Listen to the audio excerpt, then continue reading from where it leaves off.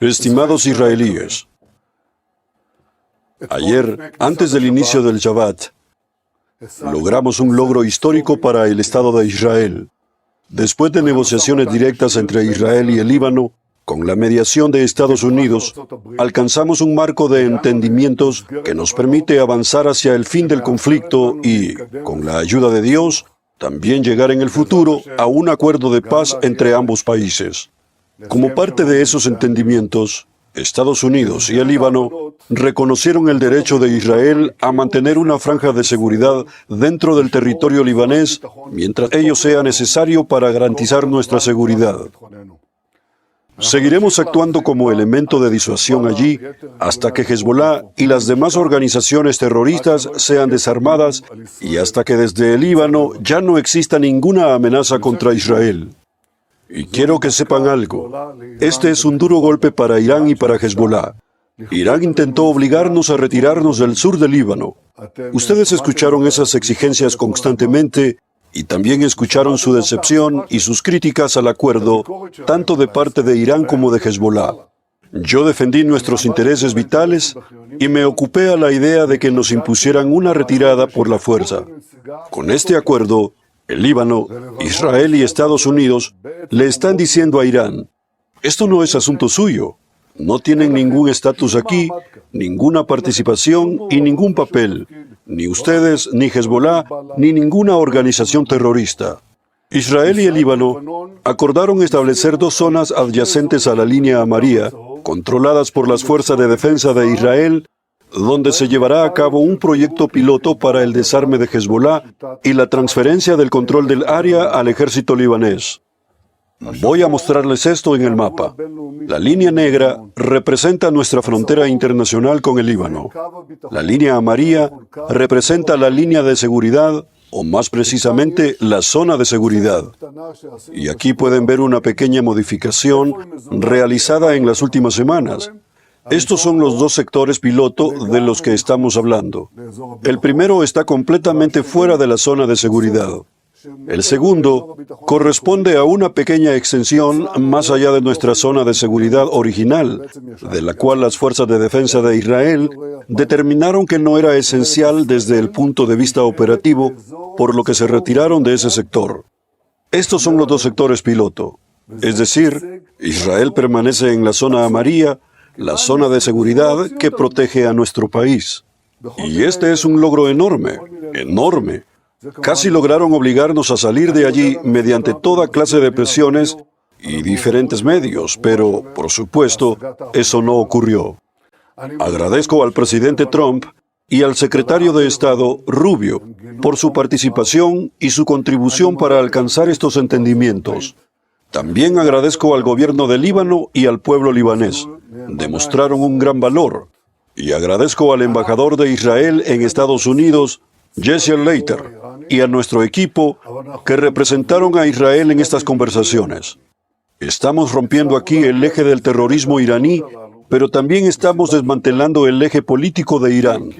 Logramos alcanzar este marco de entendimientos por una razón muy sencilla. Golpeamos duramente a Hezbollah. Y Hezbollah, que esperaba recibir ayuda de Irán, no la recibió.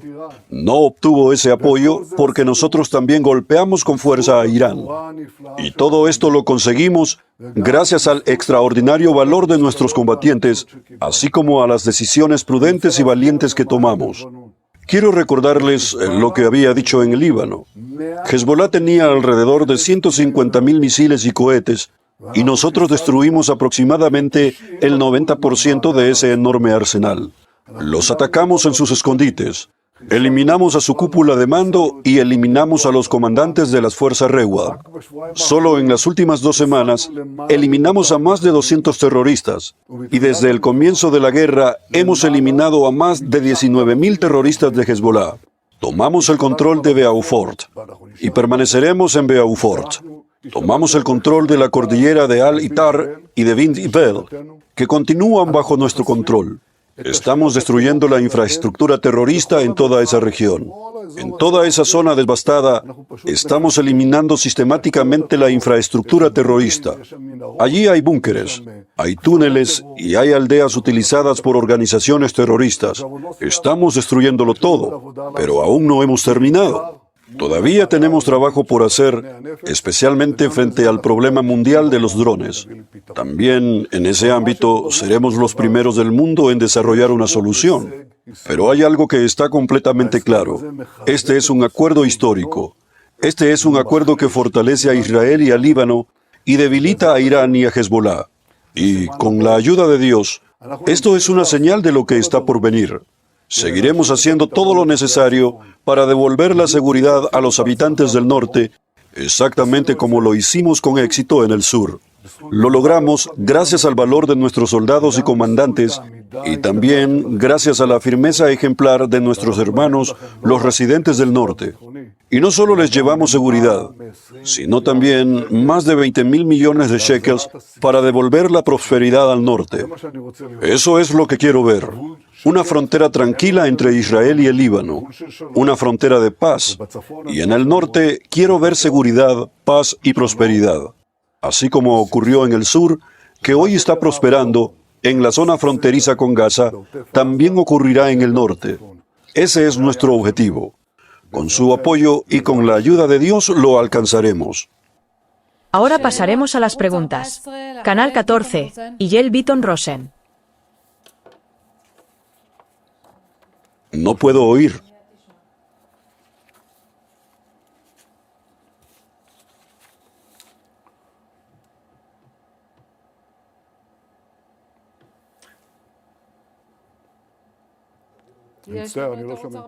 Adelante.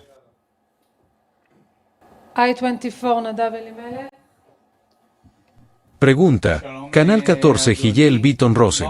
Señor Primer Ministro, ¿cuál será el grado de libertad de acción que tendrá Israel frente a las violaciones del acuerdo por parte de Hezbollah? Y una respuesta israelí de ese tipo podría poner en riesgo la continuidad del acuerdo desde la perspectiva de los estadounidenses? Y, con su permiso, señor, también una pregunta de carácter político. De cara a la próxima semana, con el objetivo de ganar otras 3 semanas antes de la disolución de la Knesset, ¿tienen previsto presentar una legislación que permita llegar a un acuerdo con los partidos ultraortodoxos, concretamente la ley fundamental sobre el estudio de la Torá? Porque precisamente esta semana hemos visto hasta qué punto la sociedad israelí está dividida respecto a este asunto, especialmente frente a la misión nacional de la que usted acaba de hablar y que ilustró aquí con el mapa de los soldados de las Fuerzas de Defensa de Israel, en medio de la actual escasez de personal militar. Nuestra libertad de acción consiste en neutralizar todas las amenazas que pongan en peligro a los soldados de las Fuerzas de Defensa de Israel. Esa es una instrucción clara. Lo he dicho una y otra vez. Si ven una amenaza, actúen. No solo tienen el derecho de actuar, sino el deber de actuar contra cualquier amenaza inmediata. Cuando surgieron dudas sobre si esa directriz seguía vigente o no, reuní al ministro de Defensa y al jefe del Estado Mayor y les dije, aclaremos nuevamente las instrucciones y hagámoslas aún más explícitas. La orden para los soldados de las Fuerzas de Defensa de Israel es actuar contra cualquier amenaza que ponga en riesgo sus vidas o su seguridad. Y como ya mencioné, durante las últimas 2 semanas, bajo estas instrucciones, hemos neutralizado a 200 terroristas. Y puedo decirle algo más. No siempre se trata de una amenaza que esté justo al lado de nuestros soldados. Por ejemplo, ayer detectamos una amenaza que se encontraba a una distancia mucho mayor de nuestras fuerzas, no en un alcance inmediato. Nuestros soldados observaron a 7 terroristas entrar en una vivienda. Ellos todavía no habían abierto fuego ni habían llevado a cabo un ataque. Pero esa casa fue destruida y esos 7 terroristas fueron eliminados. Es decir, nuestra instrucción es actuar contra las amenazas. Y quiero subrayar además que estamos haciendo otra cosa. Buscamos constantemente la infraestructura terrorista dentro del terreno, los búnkeres, los túneles y las posiciones, tanto sobre la superficie como bajo tierra, porque todas ellas también pueden representar un peligro para nuestras fuerzas. Ahora, sobre la segunda pregunta, creo que entre nosotros hay fuerzas que quieren llevarnos a una ruptura y que desean agravar y profundizar las diferencias, los desacuerdos y las heridas internas. Y creo que ese sería un error terrible. Debemos hacer todo lo posible por resolver nuestros problemas internos mediante el entendimiento y un amplio consenso, porque tenemos enemigos afuera, y ellos sin duda esperan que caigamos en una guerra entre hermanos. Y yo digo, como dijo Menachem Begin, nunca más una guerra entre hermanos. No habrá una aquí. Para lograrlo, tengo la intención de formar un amplio gobierno nacional. No un gobierno estrecho, ni un gobierno de izquierda que, por supuesto, dependería de partidos árabes, sino un amplio gobierno nacional, porque solo así creo que podremos alcanzar acuerdos entre nosotros. ¿Qué significa eso?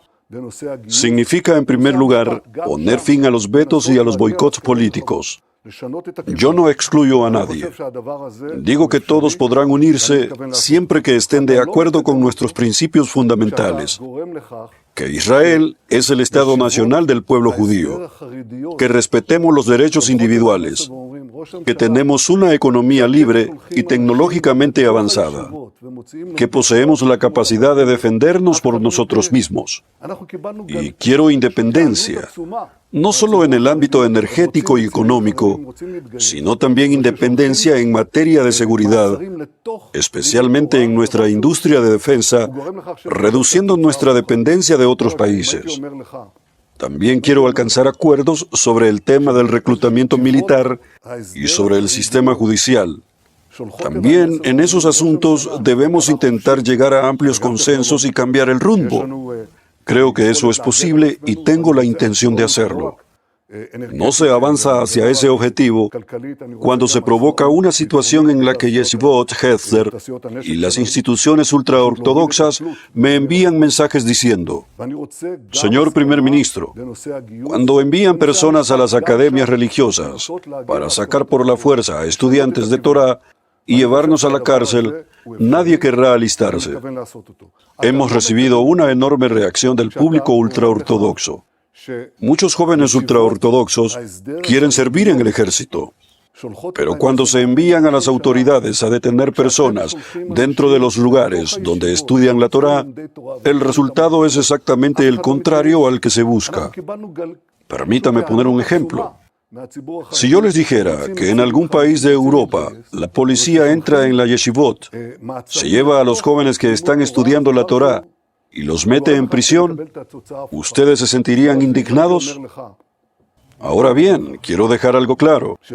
Desde mi punto de vista, todo aquel que no esté estudiando la Torá debe estar sujeto al arreglo especial que se establezca, y ese arreglo también incluirá sanciones. Pero quien no estudia la Torá deberá cumplir plenamente con la ley, incluso si eso implica ser detenido. Eso está claro. Por eso yo propondría hacer una pausa en esta situación para poder alcanzar esos amplios consensos. Eso es lo que busco, y vuelvo a decirlo, esa será mi política. Formar un amplio gobierno nacional e intentar alcanzar amplios acuerdos en todos los temas, porque todavía tenemos mucho trabajo por hacer. Después de haber eliminado la amenaza existencial que representaba Irán, un amplio gobierno nacional podrá traer paz entre nosotros, ocuparse de los remanentes del eje iraní y recoger los frutos de nuestra victoria mediante acuerdos políticos, como el que estamos alcanzando con el Líbano. Y hay varios más en camino. Todo esto nos permitirá hacer lo que logré comenzar desde el segundo día de la guerra, cambiar la faz del Medio Oriente. Eso es exactamente lo que estamos haciendo. Volviendo al canal 14 Sarilla Harotz. No oímos. Buenas noches, señor primer ministro.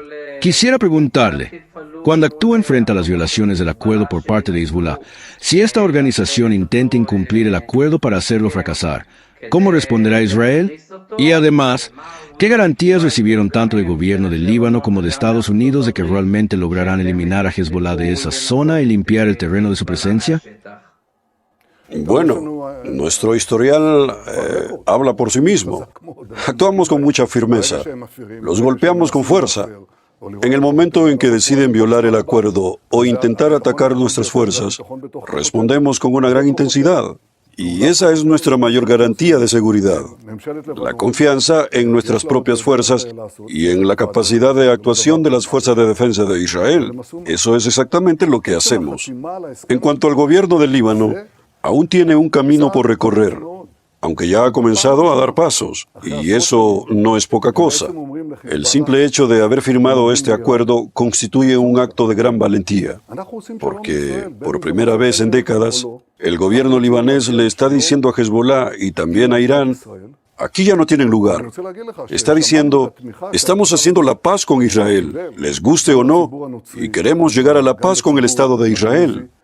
Y quiero decirles que hemos escuchado el respaldo que esta iniciativa ha recibido entre la población cristiana del Líbano, entre la comunidad drusa, entre la población musulmana e incluso dentro de la propia comunidad chiita. Ese es un cambio fundamental. Y ese cambio ha sido posible porque nosotros cambiamos el equilibrio del poder. Hezbollah ya no es el mismo Hezbollah. Irán ya no es el mismo Irán. Y por eso existe una oportunidad histórica para que surja una nueva realidad. Por supuesto, pondremos todo esto a prueba en la práctica. Evaluaremos la capacidad del gobierno del Líbano y, en particular, la del ejército libanés, que también necesita realizar cambios internos, ya que incluso dentro de sus filas existen elementos yihadistas. El gobierno del Líbano reconoce esa realidad y sabe que también debe ocuparse de ese problema. Naturalmente, nosotros observaremos cómo evoluciona la situación. Pero, en cuanto a nuestra capacidad de respuesta, quiero ser claro. Responderemos a cualquier ataque contra nosotros, contra nuestros soldados, contra nuestros ciudadanos o contra nuestras comunidades. Creo que hoy todo el mundo comprende cuán decididos estamos en este asunto. Y actuaremos desde la zona de seguridad que mantenemos actualmente.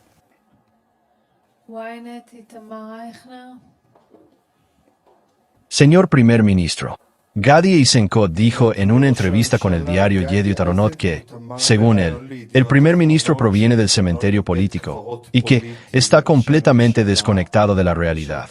¿Cuál es su respuesta a esas declaraciones? Y una segunda pregunta sobre Turquía. Mañana el gobierno tiene previsto debatir el reconocimiento del genocidio del pueblo armenio. Hasta ahora usted había impedido que esa iniciativa avanzara.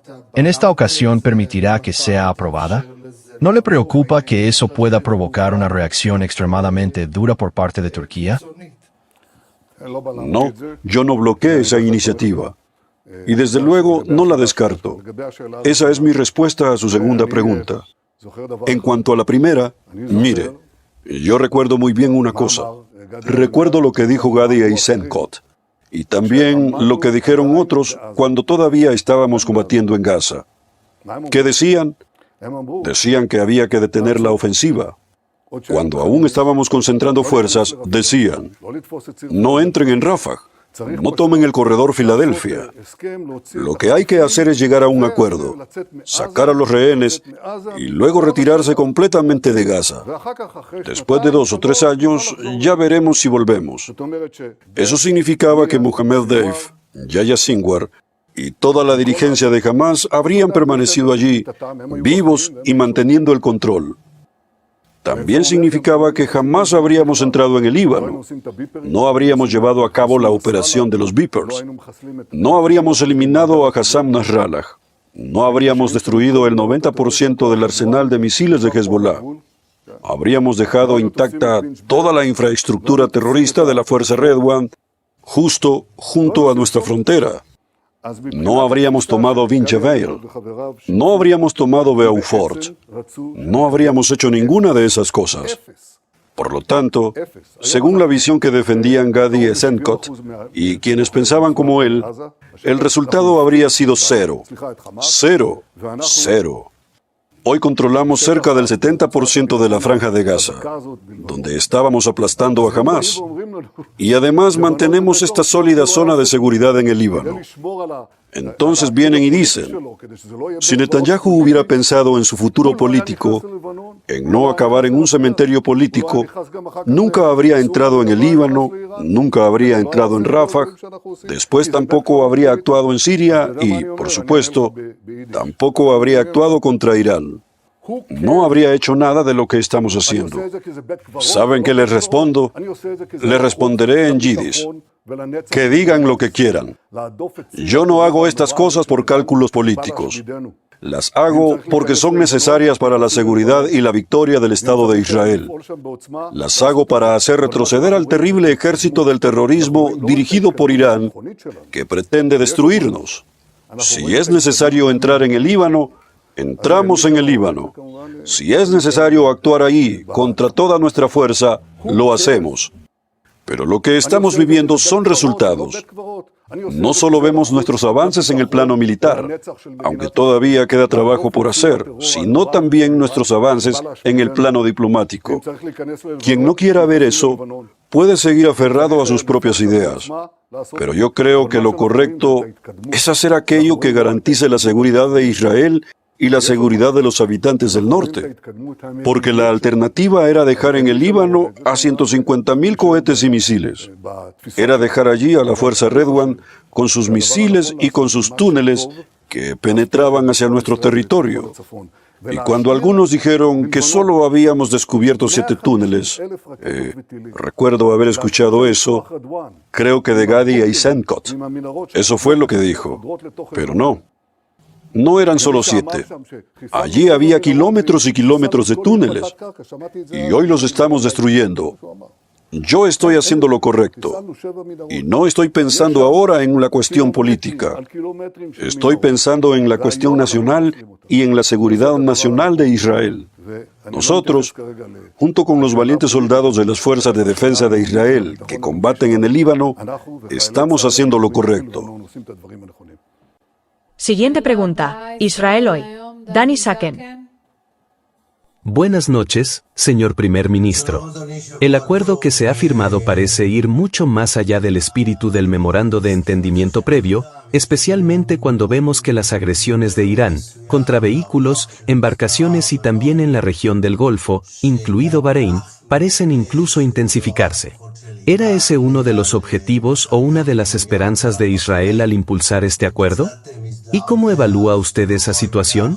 Y ya que usted habló hace unos momentos sobre la posibilidad de formar un gobierno nacional amplio, ¿qué partidos o sectores políticos le gustaría ver formando parte de ese gobierno? ¿Y hay alguno que preferiría no incluir? Nosotros dijimos desde el principio que no éramos parte del acuerdo entre Estados Unidos e Irán, pero eso no significa que no tengamos intereses propios. Sí los tenemos, y también los expresaremos.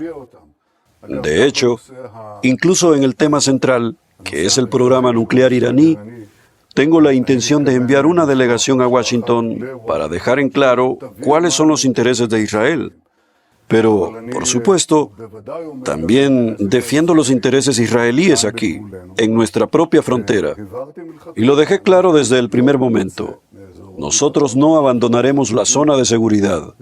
Creo que eso ya lo entiende todo el mundo. Y pienso que también en Estados Unidos lo comprenden perfectamente. Prueba de ello es que el secretario de Estado, Marco Rubio, con quien he mantenido varias conversaciones, expresó el respaldo de Estados Unidos a este concepto de una zona de seguridad que impida a Irán y a Hezbollah atacarnos. Ahora, usted tenía otra pregunta. Recuérdemela, por favor. En el contexto político, usted habló de formar un amplio gobierno nacional y de alcanzar consensos. ¿Qué partidos le gustaría ver formando parte de ese gobierno? ¿Y hay alguno que, quizá, preferiría no incluir? Todo aquel que acepte los principios de los que hablé. Ante todo, reconocer a Israel como Estado nacional del pueblo judío, junto con los demás principios que mencioné. Son principios sencillos. Cualquiera que esté dispuesto a aceptarlos puede formar parte de ese gobierno. Porque, en mi opinión, Existe mucha más unidad dentro del pueblo de la que uno ve reflejada en la Knesset. Muchísimas más. Creo que en muchos de esos principios existe un amplio consenso. Le daré un ejemplo. Otro de los principios del amplio gobierno nacional que tengo la intención de liderar es el siguiente. No hay lugar para dos estados. Entre el mar Mediterráneo y el río Jordán no hay lugar para dos estados. Si usted me hubiera hecho esta pregunta hace 3 años, antes de la guerra, la respuesta habría sido diferente. El pueblo estaba dividido, aunque, en mi opinión, la mayoría ya se oponía a esa idea. Una parte importante todavía la apoyaba. Creo que eso ha cambiado. Y ahora ese puede ser un punto de consenso. También existe otra base para el consenso. La gente no quiere ver una guerra entre hermanos. Estoy convencido de ello. Hay quienes intentan exagerar esa división y profundizar la fractura dentro de la sociedad. Y yo quiero hacer todo lo posible por calmar esa situación. Ayer mismo alguien sacó un arma de fuego y hubo personas heridas. No queremos llegar a ese extremo. Estoy convencido de que es posible alcanzar amplios acuerdos en muchos de estos temas, incluso en algunos que hoy generan controversia, y especialmente en muchos otros asuntos en los que, en realidad, no existe una verdadera división dentro del pueblo. Un momento. Aún no he terminado. He señalado que hemos obtenido grandes logros extraordinarios del Estado de Israel, de las fuerzas de defensa de Israel y del pueblo de Israel en esta guerra. Escucho las críticas que nos hacen. Dicen, no lo consiguieron todo. Y yo respondo, ¿de verdad? Hemos conseguido muchísimo. Y en varios frentes hemos logrado incluso más de lo que esperábamos. En Gaza recuperamos a todos los rehenes. Nos aseguramos de que Gaza ya no represente una amenaza para Israel. Desmantelamos la mayor parte de la capacidad militar de Hamás. Hace pocos días eliminamos a Saldín al-Haddad.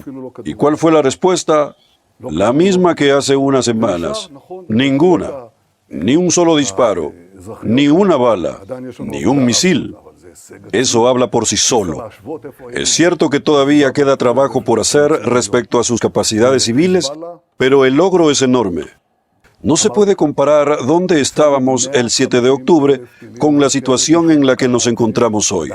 En cuanto a Hezbollah, ya lo dije. Destruimos un arsenal de alrededor de 150.000 misiles y cohetes.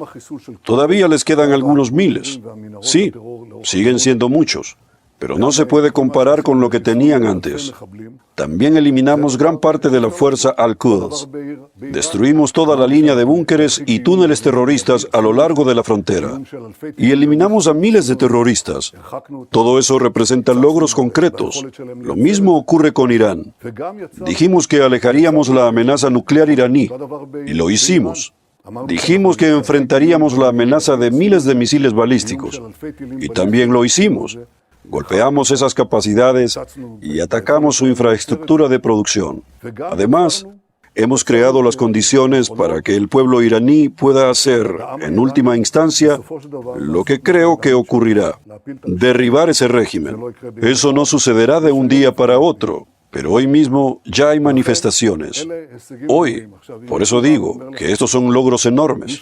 Ahora bien, si alguien que estaba dispuesto a detener la guerra cuando aún estábamos concentrando fuerzas, alguien que aceptaba conformarse con 0% de estos logros, viene ahora a criticarnos por nuestro gobierno, no consiguió el 100%, sino el 80 o 90%. Eso es simplemente ridículo.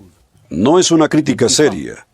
Creo que la mayoría del pueblo entiende que hemos alcanzado logros extraordinarios, que debemos preservarlos, que todavía tenemos desafíos por delante y que tendremos que afrontarlos juntos. Por eso vuelvo a decir, debemos unir fuerzas, formar un amplio gobierno nacional, enfrentar los desafíos que aún quedan y aprovechar todas las grandes oportunidades que tenemos por delante. Muchas gracias. Muchas gracias.